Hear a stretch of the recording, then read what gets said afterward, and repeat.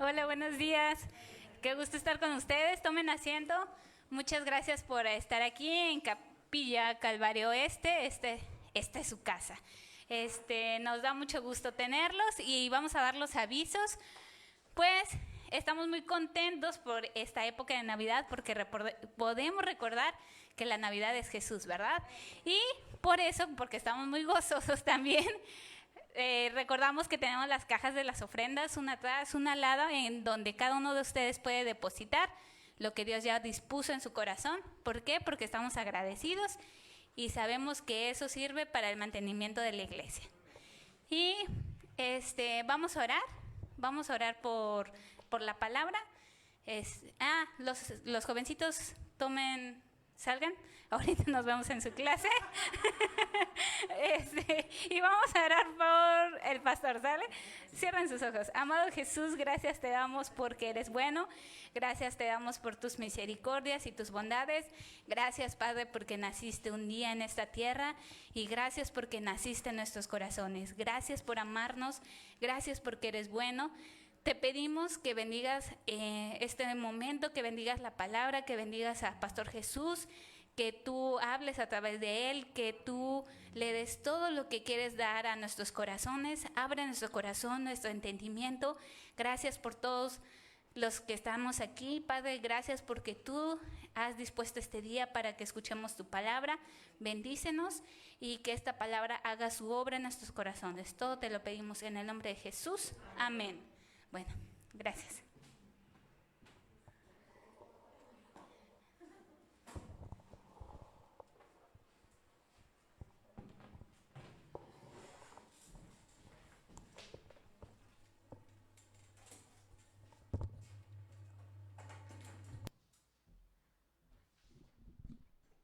Hola, muy buenos días, ¿cómo están? Espero que se encuentren muy bien el día de hoy. Y pues como decía Verónica, sean todos bienvenidos a Calvary Este. Qué gusto verlos a todos. Pues hoy es un día especial, ¿verdad? Porque ya estamos en la finalización de nuestros mensajes, que ya es el tercer domingo, que estamos recordando un poco acerca de lo que es la Navidad. Y ya estamos a menos de una semana de Navidad y siempre pues hay algunas costumbres que ocurren en Navidad, ¿no? Como que los que ponen su arbolito, decoras tu casa con luces, pero hay otros tantos que decoran su casa y ponen un nacimiento, ¿no? Ponen ahí las figuritas, nosotros aquí hasta decoramos un poco, como un recordatorio de lo que era. Pero ¿sabías tú que para este año, para el 2020, salieron unas normas especiales para poner el nacimiento? ¿Sabías eso? Que ahora si ocupas poner un nacimiento tienes que seguir ciertas normas para hacerlo. O sea, hay una normativa. Y dentro de esa normativa para poner el nacimiento es primero que no puede haber más de 5 pastorcitos. No puedes poner más de 5 pastorcitos. Estos pastorcitos tienen que guardar su sana distancia de aproximadamente 1.5 metros. Ya en escala son de 3 a 5 centímetros, ¿no? Dependiendo del tamaño de tu pesebre. Además, que sabemos que está María, está José y está Jesús. Como ellos viven juntos en el mismo hogar, pues pueden estar cercanos, ¿no? Pero alrededor del pesebre tiene que haber un cordón. Y claro que si vienen los magos, si vienen los sabios de Oriente, pues obviamente si llegan tienen que quedarse en cuarentena, ¿no? Tienen que pasar 14 días y tienen que hacerse una prueba PCR. Si sale positiva, pues ya pueden ir a visitar a Jesús, ¿no? Que sabemos que no es así, ¿no? Ellos fueron más o menos cuando Jesús tenía 2 años, pero bueno.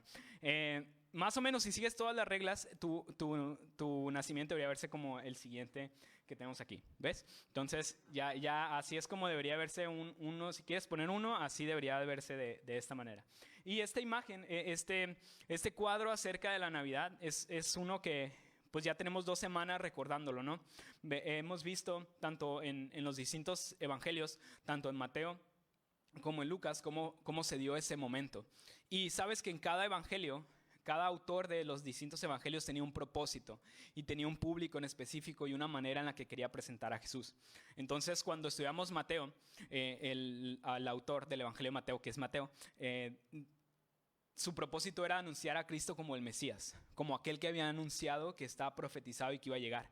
Entonces él incluyó su genealogía y presentó a Jesús de esa manera, como ese Mesías. En el caso de Lucas, que es el otro evangelio que vimos la historia del nacimiento de Jesús, es aquel que presenta a Jesús como el Hijo del Hombre, como un 100% hombre. Y lo presenta de esta manera y vemos toda esta historia de Jesús yendo hacia Belén. Y Marcos no lo incluye porque Marcos presenta a Jesús como el siervo. Entonces un siervo ni siquiera importa de dónde viene. Entonces ni siquiera aparece en el evangelio de Marcos de dónde proviene Jesús. Pero tenemos un último evangelio que es el evangelio de Juan. Y es ahí donde vamos a estar profundizando el día de hoy. Y vamos a ver que Juan, de la forma en la que presenta a Jesús, es como el Hijo de Dios. Y presenta a Jesús como Dios mismo, Dios encarnado. Y vamos a ver que para él, el principio de Jesús no es el momento del nacimiento, no es este cuadro que todos tenemos, sino que Juan se va desde el principio de los tiempos y es ahí donde él presenta de dónde proviene Jesús. Y eso es lo que vamos a estar viendo el día de hoy. Vamos a estar estudiando la Navidad, pero desde el punto de vista del apóstol Juan, desde dónde proviene realmente Jesús. Así que hoy vamos a salir un poco y vamos a ir fuera de lo que es el tradicional pesebre. Así que si tomas notas, el título del mensaje del día de hoy es Navidad más allá del pesebre. Navidad más allá del pesebre. Así que anótalo por ahí. Y dentro de todo esto vamos a estar encontrando, también si lo anotas, 3 cualidades de Jesús más allá de un bebé en pañales. Porque es lo que hemos visto, ¿verdad? Hemos visto a Jesús en pañales, envuelto en pañales y puesto en el pesebre, pero tienes que saber que Jesús es más que eso. Jesús es más que un niño en pañales. Y eso es lo que va a presentar hoy el apóstol Juan. Nos va a enseñar cómo es Jesús más allá de ese niño en el pesebre. Y vas a ver que eso va a ser una bendición para ti. Entonces, abre tu Biblia en Juan capítulo 1 y ahí es donde vamos a estar meditando el día de hoy. Vamos a estudiar Juan desde el capítulo 1, desde el verso 1 hasta el verso 18, pero lo vamos a ir dividiendo en partes. Así que vamos a empezar primero con los primeros 3 versos del evangelio de Juan. Dice lo siguiente, ¿ya estás ahí? Si no traes Biblia, en la pantalla está apareciendo los versos que estamos leyendo. Bien, dice lo siguiente: en el principio era el verbo, y el verbo era con Dios, y el verbo era Dios. Este era en el principio con Dios. Todas las cosas por él fueron hechas, y sin él nada de lo que ha sido hecho fue hecho. Entonces, así inicia el evangelio de Juan. De hecho, dicen que esta porción en específico, esos 18 versos son un prólogo. Juan está introduciendo lo que va a contar a través de todo su evangelio. Y te das cuenta cómo introduce a Jesús. Decíamos que el propósito de Juan era presentar a Jesús como el Hijo de Dios, como Dios mismo. Y de esa manera es como llega e introduce la historia de Jesús. Y es muy diferente a los demás. Te decía que Juan retrocede hasta el principio. Y si estuviste aquí en la serie que tuvimos, que ya iniciamos en Génesis, seguramente el verso 1 te va a sonar muy familiar. Porque dice: en el principio era el verbo. ¿Y alguien sabe Génesis 1:1 cómo inicia? En el principio, ¿alguien se lo sabe? En el principio creó Dios los cielos y la tierra. Entonces, Génesis nos sitúa en el principio y Juan llega y nos sitúa ¿en dónde? En el principio. Es el mismo momento donde Dios va a crear y dice que en el principio era el verbo. Y el verbo era con Dios y el verbo era Dios. En el principio era el verbo, pero ¿de quién está hablando? Más adelante nos va a decir el mismo Juan, el autor, que está hablando de Jesucristo, del unigénito, el Hijo de Dios. Más adelante lo vamos a ver. Pero entonces del que está hablando, que es Jesús, dice que era el verbo. Y lo describe así como el verbo. Entonces tú dices, tal vez se te hace raro decir el verbo, como que el verbo, tú dices verbo y pues verbo es una acción, como saltar, correr, eso es un verbo. Y de hecho la palabra verbo en el texto original es logos, es el logos de Dios. O también la otra forma de traducirlo es simplemente como palabra, es la palabra de Dios. Y tal vez para nosotros en la actualidad no tiene mucho significado o no la podemos comprender bien, pero en este tiempo, culturalmente, tanto para los griegos como para los judíos, el hecho de que fuera la palabra de Dios o que fuera el logos de Dios tenía un alto impacto. De hecho, los filósofos griegos decían que el logos, esta palabra logos, es lo que mantiene la unión y lo que le da el orden al universo. O sea, lo que mantenía el orden estable era el logos. Era lo que le daba el sentido al mundo. Esa era la visión que tenían los griegos. Y por otro lado, los judíos, cuando se hablaba de la palabra de Dios, cuando se hablaba del logos de Dios, que en hebreo tenía pues era otro idioma, era otra palabra, pero era este mismo sentir, la palabra de Dios. Y cuando se hablaba de la palabra de Dios, era un sinónimo de hablar de Dios mismo. Era prácticamente decir que Dios mismo es a lo que se está refiriendo. Incluso algunas traducciones de los antiguos manuscritos, cuando en el original aparecía la palabra de Dios, lo traducían simplemente como Dios hizo esto o Dios hizo aquello. Entonces era un sentir de que en realidad la palabra, el logos, era Dios mismo. Así que con esa fuerza, tanto para el sentido de la filosofía de los griegos como para los judíos, es como Juan introduce a Jesús. Dice: Jesús es Dios, Jesús es la palabra de Dios, Jesús es el que sostiene el universo, es el que lo mantiene unido y el que le da forma. Es lo que los que estaban escuchando, eso era lo que entendían de parte de Juan.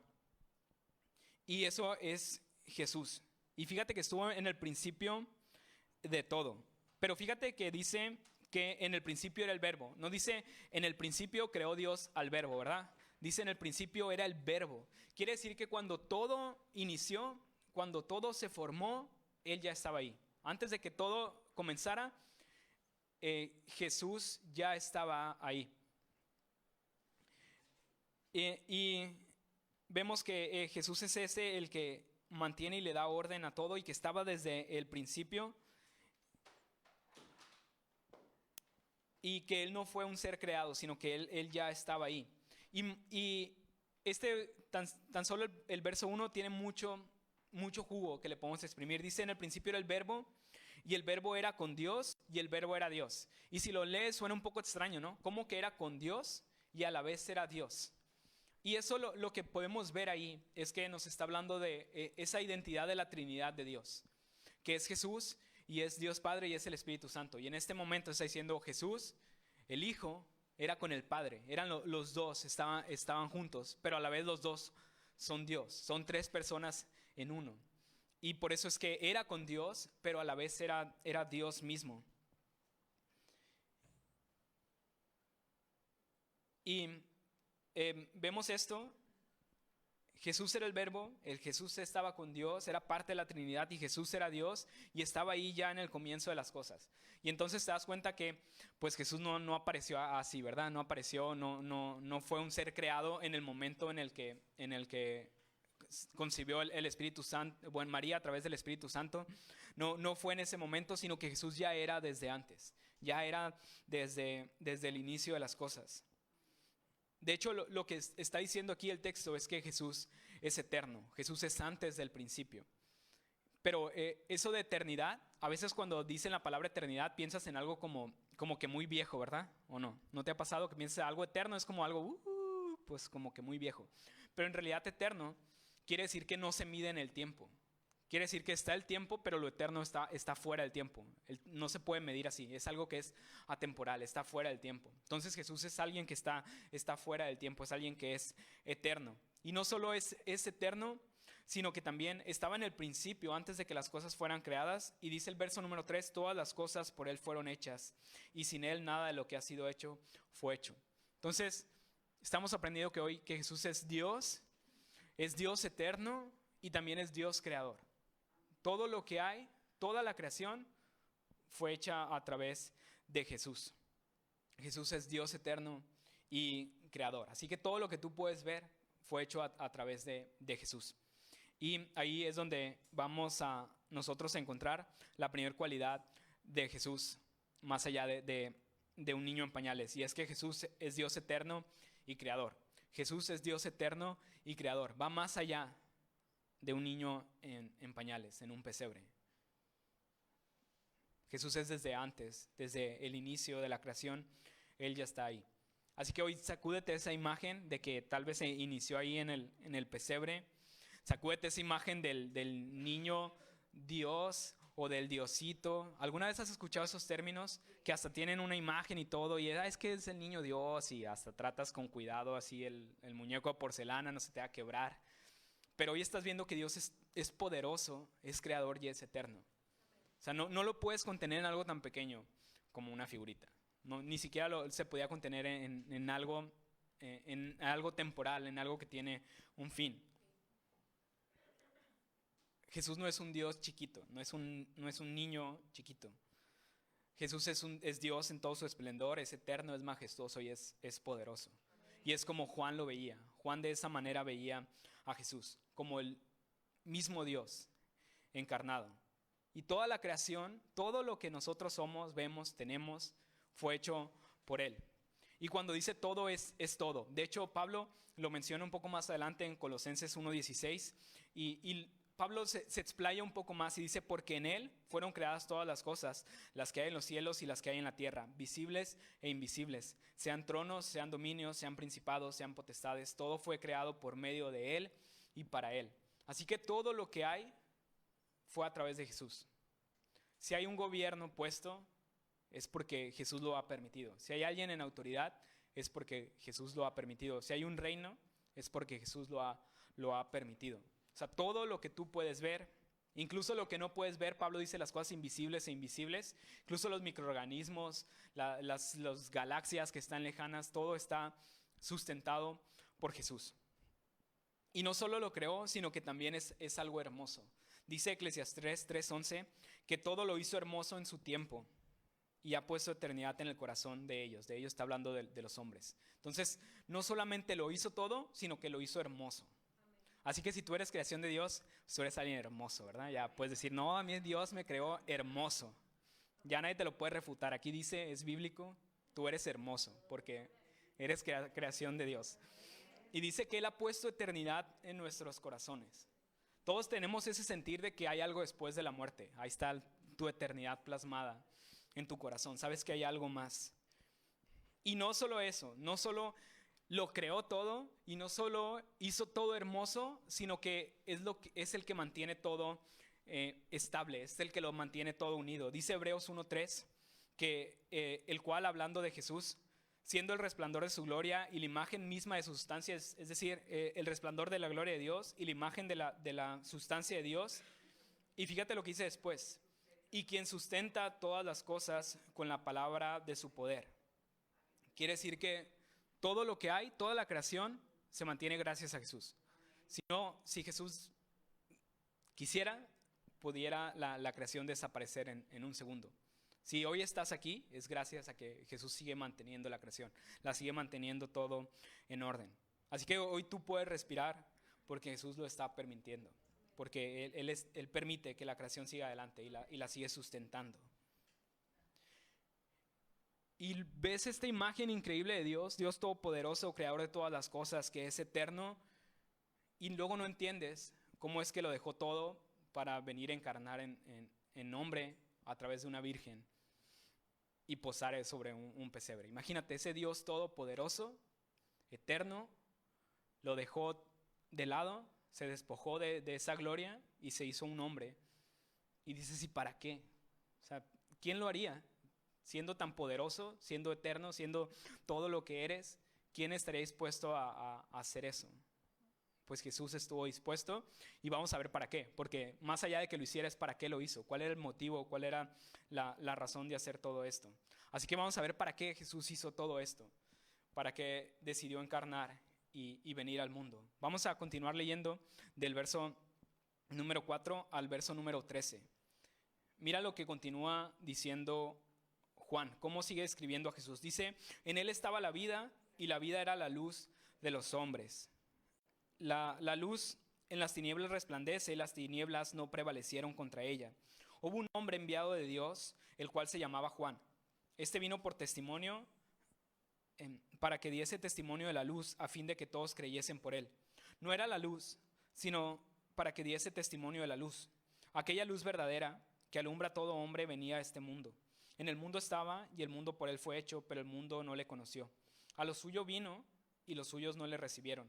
Mas a todos los que le recibieron, a los que creen en su nombre, les dio potestad de ser hechos hijos de Dios, los cuales no son engendrados de sangre, ni de voluntad de carne, ni de voluntad de varón, sino de Dios.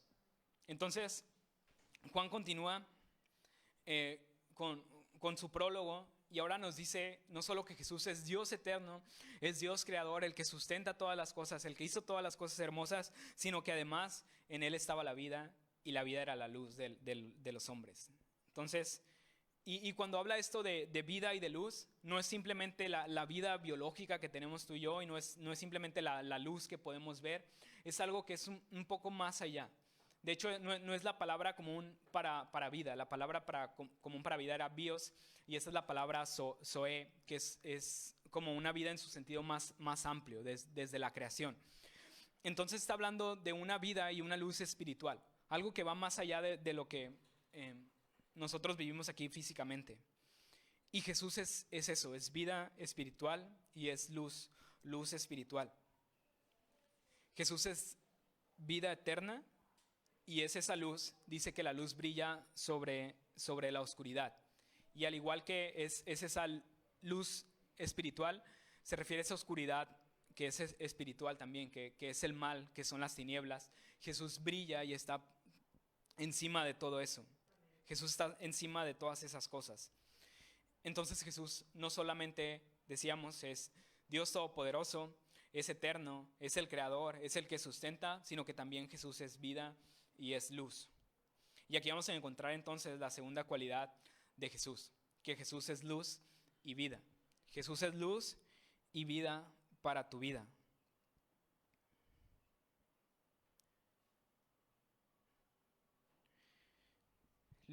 Jesús es luz y vida para el mundo. ¿Sabes qué quiere decir eso? Que Jesús es la luz y la vida. Quiere decir que sin Jesús tú estás muerto y estás en oscuridad. Si Jesús no está presente, tu vida estás muerto en vida y estás en oscuridad, estás viviendo en tinieblas.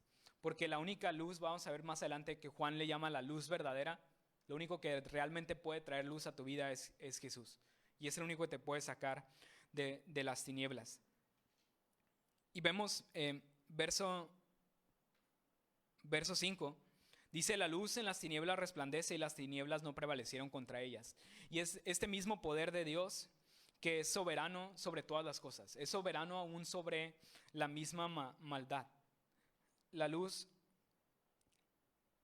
resplandece sobre las tinieblas y las tinieblas no pueden prevalecer contra la luz.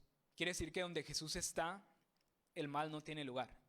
Si Jesús está en tu vida, no hay lugar para el mal. El mal no te puede dominar, no puede venir a ti. Jesús está por encima de todas esas cosas. Jesús domina sobre eso. Jesús es la luz. Y luego se nos habla en el verso 3, da una introducción a un hombre. Dice: hubo un hombre enviado de Dios, el cual se llamaba Juan. Y a lo mejor piensas, no, pues si es Juan el que escribió, este es Juan, pues es el mismo Juan, pero no es el mismo Juan. Juan el evangelista, el que escribió, es un discípulo de Jesús, y este es Juan el Bautista, uno que vino antes de Jesús anunciando acerca de él. Y entonces Juan está hablando de este otro Juan. Entonces tenemos dos Juanes, y está hablando de este otro Juan. Y cuando habla y dice hubo un hombre enviado de Dios, en el original tiene un sentido como despectivo, es decir, había un hombre, había un tal que se llamaba Juan que vino Jesús, alguien sin relevancia.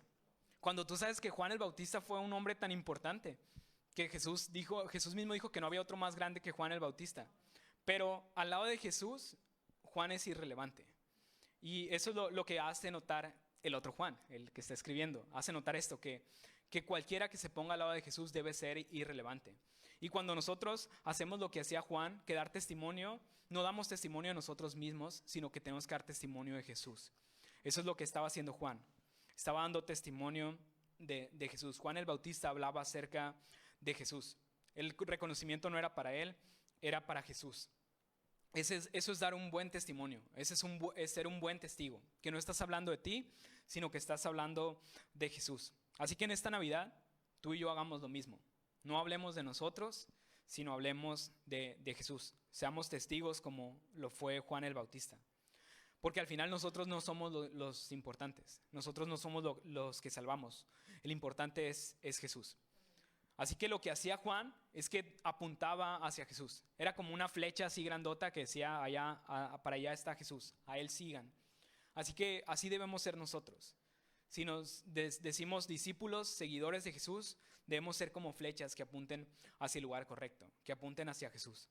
Así que en esta Navidad, pues asegúrate de apuntar hacia Jesús. Cuando pongas un adorno, un arbolito, algo, asegúrate que esté apuntando hacia Jesús. En tu festejo, en tu celebración, no te centres en ti, no te centres en los regalos, céntrate en Jesús. Que con tu vida puedas apuntar hacia Jesús. Que tu cena se trate de Cristo. Y dice,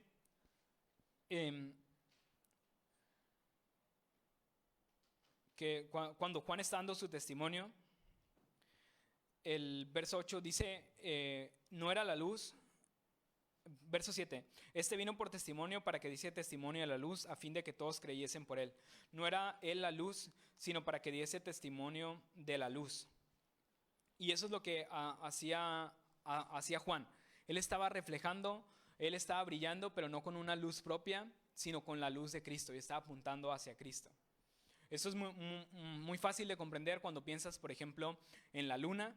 Cuando ves la luna, si te das cuenta, la luna no tiene un brillo propio, ¿verdad? La luna lo que hace es reflejar la luz del sol, y puede proyectar la luz del sol. Así que tu vida tiene que ser así como el reflejo de la luna. Tienes que recibir la luz de Cristo y proyectarla al mundo, que sea visible para el mundo que Jesús está brillando. Es tan curioso que, por ejemplo, cuando pasa la tierra se interpone entre el sol y la luna se apaga, ¿verdad? Así que no dejes tampoco que el mundo se interponga entre tú y Cristo. Deja que la luz siga brillando de Jesús a través de ti. Entonces nosotros no debemos reflejar luz propia, sino que reflejamos al mundo la luz que es de Jesús. Dice el verso 9, aquella luz verdadera que alumbra a todo hombre venía a este mundo. Y es curioso que le llama luz verdadera, porque si le dice luz verdadera, quiere decir que hay otras luces que no son luces verdaderas. Son cosas que deslumbran, que apantallan, que te llaman la atención, pero que esa no es la luz verdadera, no es la luz que necesitas, sino es la luz que andas buscando. Así que hay otras muchas cosas en este mundo que te pueden deslumbrar, que te pueden apantallar, que las puedes desear y que puedes querer ir tras de ellas, pero tienes que saber que esa no es la luz verdadera. La luz verdadera es únicamente Jesús. Así que no te dejes deslumbrar, no te dejes apantallar, porque a veces soñamos que si solo tenemos eso que nos hace falta, solamente si tuviera ese trabajo, si tuviera ese sueldo, si estuviera con esa persona, si estuviera haciendo esto, si tuviera este viaje, si tuviera esa cosa nueva, que tengo la anterior pero quiero la nueva, ya estaría bien, ya estaría, hasta te brillan los ojos. Pero tienes que saber que esa es una luz falsa, esa no es la luz verdadera. Eso no te va a llenar, eso no te va a satisfacer. Lo que tú necesitas es esta luz que vemos aquí, que es la luz de Jesús, es la luz de Cristo. Y no solamente esa luz verdadera vino al mundo,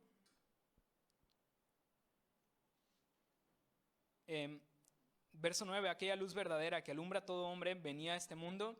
Pero aquí viene lo triste, dice verso 10, en el mundo estaba y el mundo por él fue hecho, pero el mundo no le conoció. A lo suyo vino y los suyos no le recibieron. Y esto es lo que parte el corazón. Imagínate, Dios eterno, ya lo pusimos en contexto, Dios eterno, creador, el que sostiene todas las cosas, el que hizo todas las cosas hermosas, decide ir hacia su creación y la creación lo rechaza. La creación le dio la vuelta. Dice a lo suyo vino. Y no, cuando dice a lo suyo no habla específicamente que vino a los judíos, habla que vino a su creación. Pero entonces cuando dice y los suyos no le recibieron, ahí sí, los judíos, los que eran su pueblo, el pueblo escogido por Dios, le dio la espalda. Los que debían más querer a Jesús, esos fueron los que le dieron la espalda. Pero hubo unos que sí lo aceptaron. Verso 12, más a todos los que le recibieron, a los que creen en su nombre, les dio potestad de ser hechos hijos de Dios. Verso 13, los cuales no son engendrados de sangre, ni de voluntad de carne, ni de voluntad de varón, sino de Dios. Y aquí está el propósito de Jesús. ¿A qué vino? Porque Dios Todopoderoso se hizo hombre y decidió nacer a través de una virgen. ¿Cuál era el propósito de Jesús? ¿Cuál es el propósito de ese cuadro que tenemos ahí? Es para que todo aquel que le recibe pueda ser hijo de Dios, pueda tener la voluntad de ser hijo de Dios. El propósito de Jesús en la tierra es reconciliarnos con Dios. Es la relación que nosotros destruimos a través del pecado, a través de darle la espalda. Jesús mismo vino a restaurarla. Vino a entregarse, a dar su vida, para que Él, sacrificándose, tomando nuestro lugar, nosotros podamos ser reconciliados con Dios. Y que ya no seas creación de Dios, sino que seas hijo de Dios. Puedas ser adoptado como su hijo. Ese es el propósito de ese niño en el pesebre. Reconciliar a la humanidad con Dios. Que puedan volver a estar juntos en armonía. Pero lo triste, como te decía, es que muchos lo rechazaron. No le recibieron. Su nación, su pueblo, no le creyó. O sea, los que deberían de ser los buenos, no le creyeron. ¿Sabes tú que puedes pasar toda tu vida diciendo que le conoces, que amas a Dios, que vives para Él y no conocerle? Que al final de cuentas nunca hubo nada, nunca hubo una relación sincera, una entrega completa. Eso le pasó a este pueblo. Tenían años, muchos, miles de años, desde que fue la promesa, y le dieron la espalda. Su pueblo escogido le dio la espalda. Creían conocer a Dios, creían conocerlo a través de lo que Dios había dado, y cuando lo vieron en persona, no lo reconocieron. ¿Te imaginas? ¿Cuántos de nosotros no creemos eso? Que conocemos a Dios, que sabemos quién es Él. Y ahora sí, pácatelas. Imagínate cuando llegues y te digan, no, yo a ti no te conozco. No sé quién eres. Sé quién es Pablo, como les decía el demonio, ¿no? Sé quién es Pablo, sé quién es Pedro, pero ¿tú quién eres? A ti no te conozco. Muchos le dieron la espalda. Pero hay unos que se reconciliaron. Dice a todos, verso 12, más a todos los que le recibieron, a los que creen en su nombre, les dio potestad de ser hechos hijos de Dios. A los que le recibieron. ¿Y qué es recibirle? ¿Qué es? ¿Cómo puedes tú reconciliarte con Dios? Tienes que recibirle.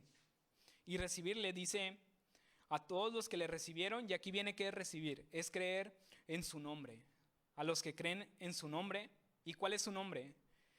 No es el niñito Dios, ¿verdad? Vimos que Jesús es el que describe Juan. A los que creen que Jesús es Dios eterno, es creador de las cosas, el que sostiene todo, el que vino a dar su vida por rescate de muchos, a los que creen en eso y deciden rendir su vida, esos son los que son reconciliados con Dios. Esos son los que pueden ser llamados hijos de Dios.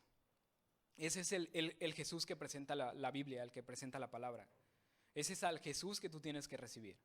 No a uno que está ahí colgado en una cruz inerte, sino a este Dios poderoso, eterno, que es el que presenta la palabra. Ese es al que hay que recibir. Esa es la única manera en la que tiene que ser, en la que puede ser hijo de Dios. Hasta Juan lo recalca, por si te quedan dudas, Juan lo vuelve a decir. Es la única manera que le recibas. Verso 13, los cuales no son engendrados de sangre, ni de voluntad de carne, ni de voluntad de varón, sino de Dios. ¿Y qué quiere decir esto? No son engendrados ni de sangre, ni de voluntad de carne, ni de voluntad de Dios, ni de voluntad de varón, sino de Dios. ¿Qué quiere decir que no es engendrado de sangre? Quiere decir que no puedes ser salvo, no puedes reconciliarte con Dios por herencia. Quiere decir que no porque vengas de cuna cristiana, tú ya eres salvo, tú ya eres un hijo de Dios. Dicen por ahí un dicho que dice que Dios no tiene nietos, y es verdad. Dios solamente tiene hijos. No puedes ganarte esa reconciliación a través de un familiar. Por más que yo ame a mi hija, no puede ser salva porque yo sea pastor. Ella tiene que tomar su propia decisión. Ella tiene que convertirse en hija de Dios. Y así es con todos. Ni para abajo ni para arriba. Mis papás tampoco pueden ser salvos porque yo sea pastor. Ni porque tú seas cristiano, tus hijos van a ser salvos. Es una decisión propia, no es por sangre. Y lo dice, no es por sangre ni de voluntad de carne. ¿Y qué quiere decir que no es de voluntad de carne? Que no puedes hacer tú algo, no puedes hacer una obra, no puedes hacer una acción que te permita reconciliarte con Dios. Por más buenas acciones que tú hagas, no es por voluntad de carne. No puedes hacer algo tú para ser reconciliado por Dios, ni de voluntad de varón. ¿Qué quiere decir esto? Que alguien más no te puede hacer hijo de Dios. No hay un pastor, no hay un predicador, no hay un apóstol, no hay un enviado del Señor que pueda decir, tú eres hijo de Dios, yo te declaro hijo de Dios. O si me das tanto dinero, tú puedes ser un hijo de Dios. Eso no se puede negociar. La única manera de ser hecho hijo de Dios, ahí mismo lo dice Juan, sino de Dios. O sea, los cuales, la única manera de ser engendrado hijo de Dios es por Dios mismo. Es por Jesús que se encarnó, que fue a la cruz, que dio su vida, y que si tú le rindes tu vida, entonces sí puedes ser hecho hijo de Dios.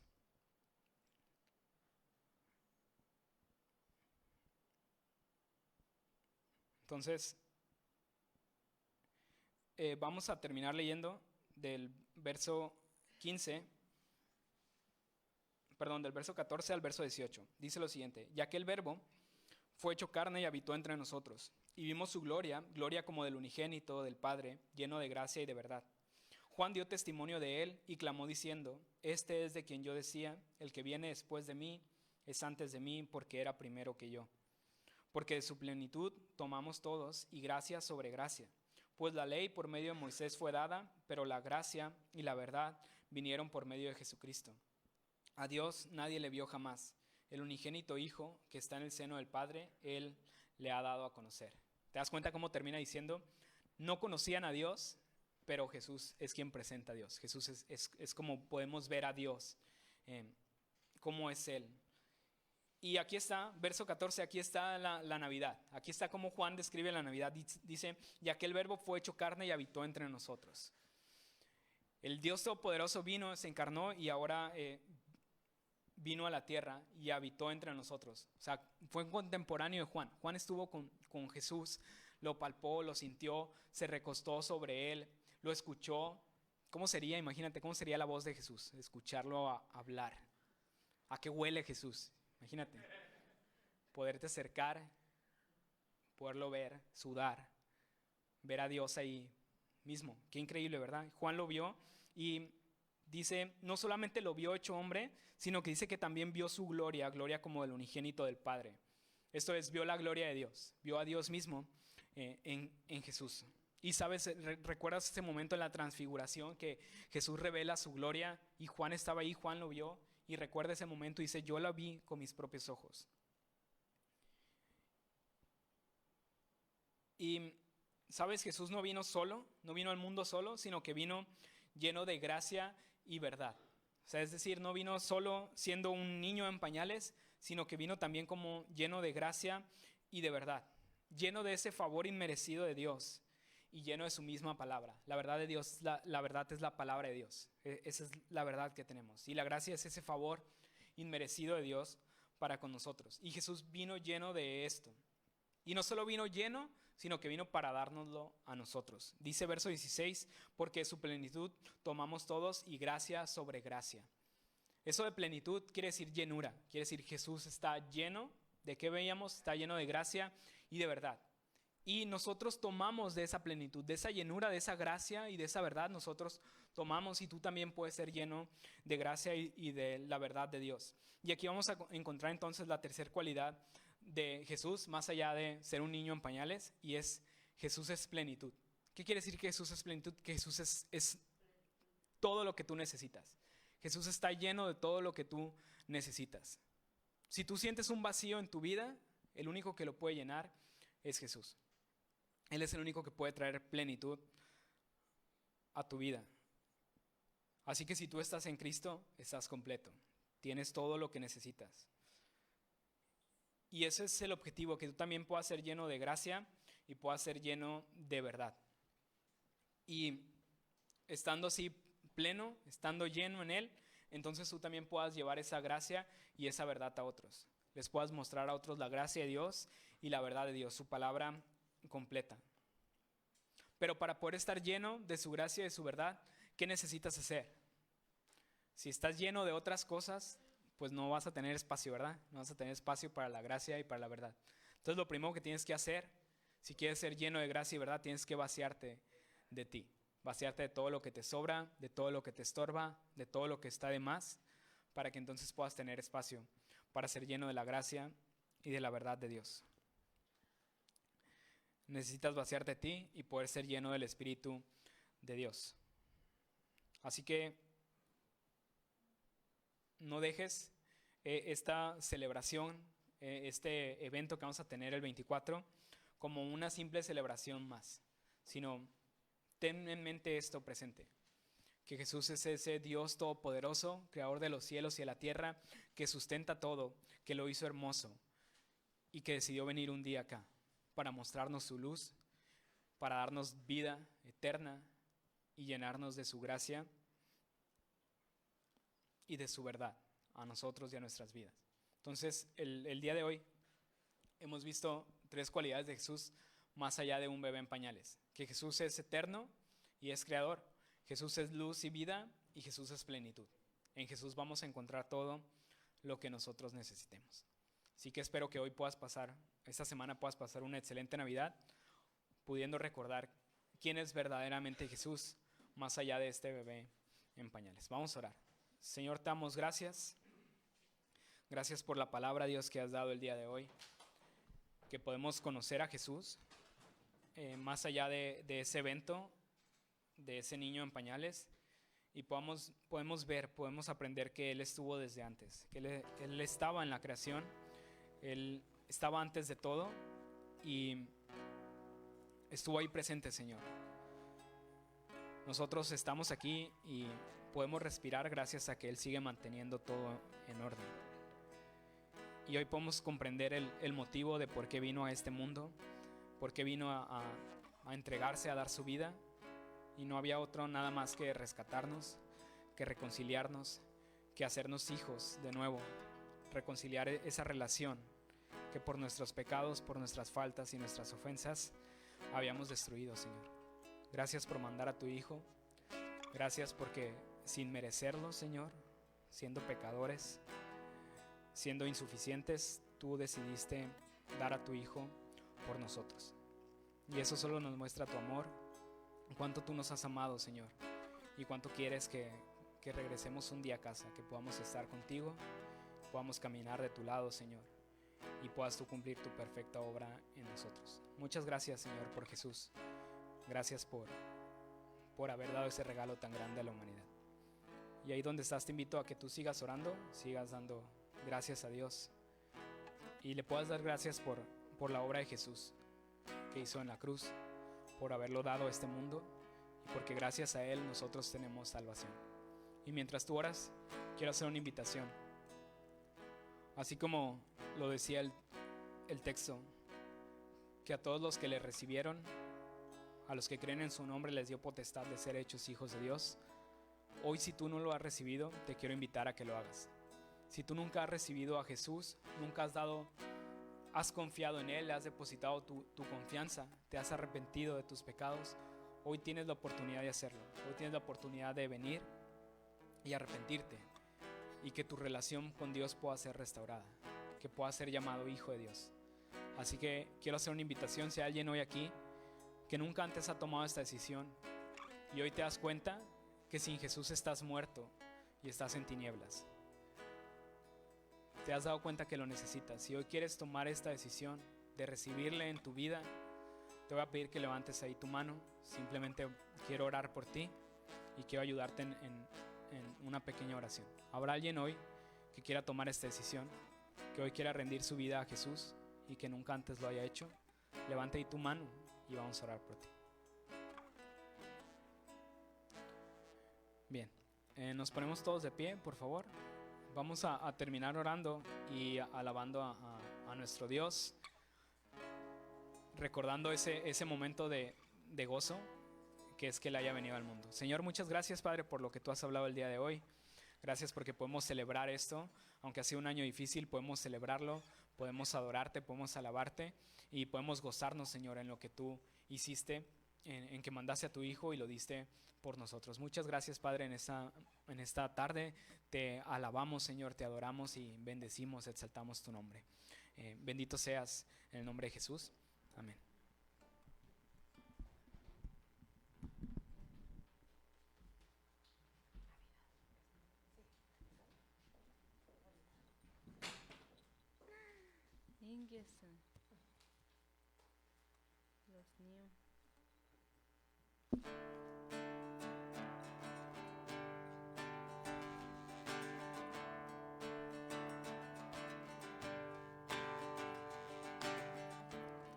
Esa luz que brilla en el cielo es la que nos guiará al lugar donde ha nacido el que reinará.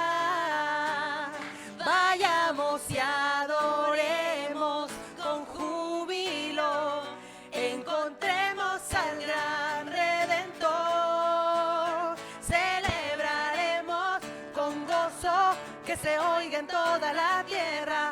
Ha nacido Jesús, ha llegado la luz de Navidad. Su estrella hemos visto brillar. Ella nos guiará hacia donde Él está y postrados adoraremos y traeremos lo mejor para el Rey. Es Navidad.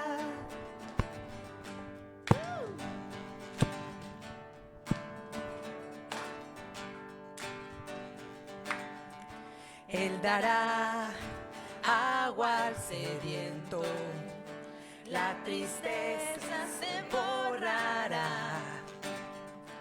Él traerá la paz al mundo, Él gobernará.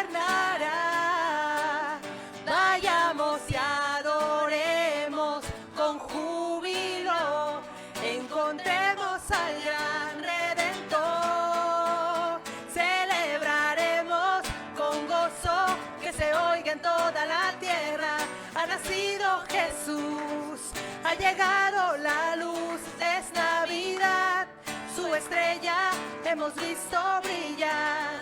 Ella nos guiará hacia donde Él está y postrados adoraremos y traeremos lo mejor para el Rey. Celebraremos con gozo que se oiga en toda la tierra. Ha nacido Jesús, ha llegado la luz, es Navidad. Su estrella hemos visto brillar. Ella nos guiará hacia donde Él está y postrados adoraremos y traeremos lo mejor para el Rey. Es Navidad. Un aplauso al Señor Jesús. Le cedemos la palabra al Pastor Jesús.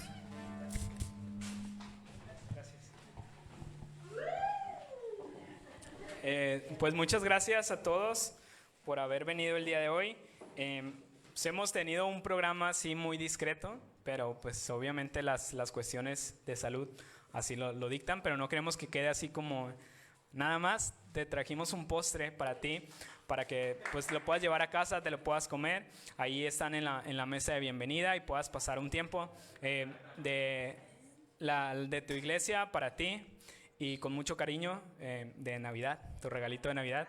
Y pues antes de irnos, nada más quiero aprovechar aquí las redes sociales para mandarle un saludo a mi mamá que no pudo venir. Está ahorita con unos problemitas de salud, pero hoy es su cumpleaños, así que pues desde acá la felicito. ¿Y te parece si podemos orar por ella nada más? Ahí donde cierra tus ojos nada más y ayúdame a orar por mi mamá, ¿sale? Señor, te damos muchas gracias, Dios, por la vida de mi mamá. Gracias porque sabemos que tú estás obrando, Señor, en su vida. Y te pido, Dios, que tú sigas cumpliendo tu perfecta voluntad, Señor. Que le ayudes ahorita en el problema de salud que tiene, Dios. Y que pueda estar pronto de regreso, Señor. Pueda estar con salud. Y que pueda verte obrar en su vida, Señor. Que tú puedas hacer tu buena, perfecta voluntad en su vida. Y que ella pueda pronto estar aquí, Señor, y servirte con todo su corazón, Padre.